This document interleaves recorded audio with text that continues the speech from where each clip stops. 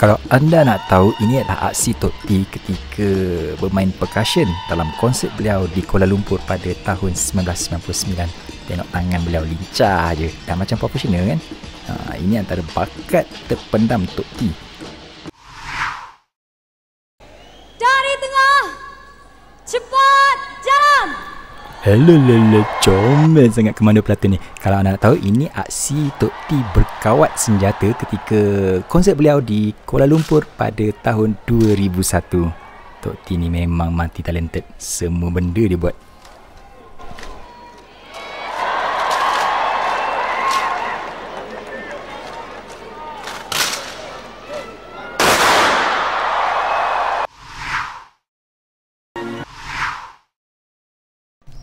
Dalam konsert tersebut juga, Tok T menunjukkan bakat beliau sebagai pakar motivasi yang comel dan ahli silap mata yang comel.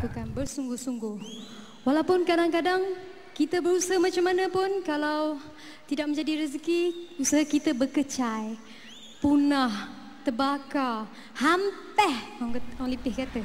Sebut hampir pun comel. Macam ni lah rasa macam nak buat contohnya, ringtone je dialog Tok T ni.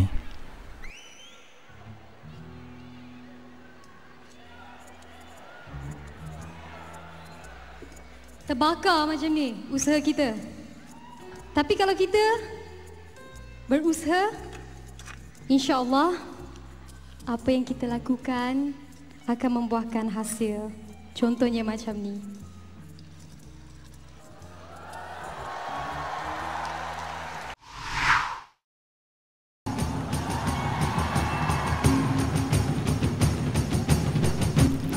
Ini gimmick beliau yang seterusnya dalam konsert yang sama.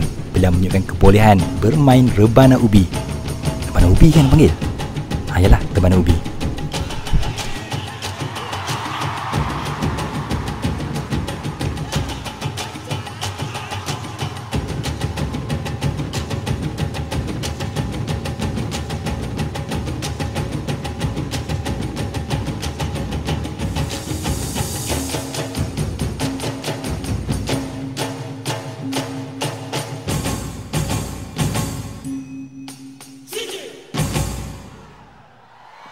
Belum, ada lagi.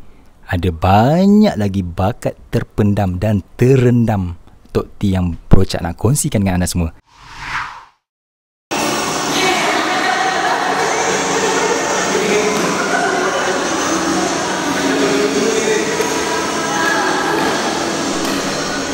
Main badminton sambil duduk, kau mampu? Tak mampu kan? Tok T je mampu.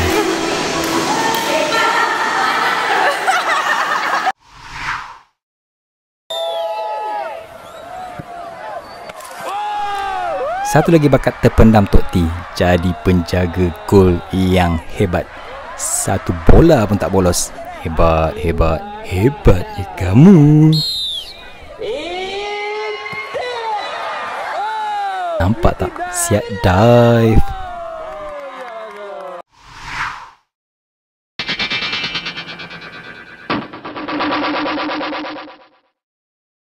Speechless.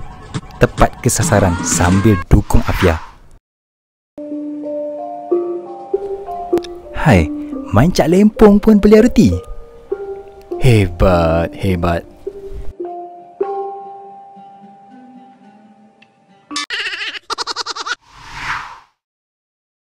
Esok tetap di tangan Tuhan, bukan aku yang menentukan.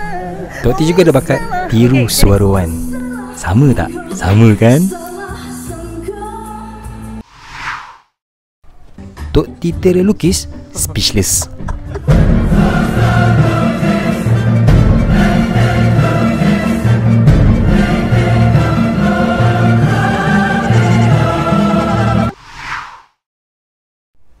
bakat besar dalam memanah? Speechless. Dalam semak. Assalamualaikum dan salam sejahtera. Saya Siti Nurhaliza, penyampai komuniti Awani. Satu lagi bakat Tok T yang baru saja dicungkil baru-baru ini ialah beliau sebenarnya boleh menjadi seorang pembaca berita. Kalau Tok T baca berita, Berocak akan tengok berita hari-hari. Hari-hari.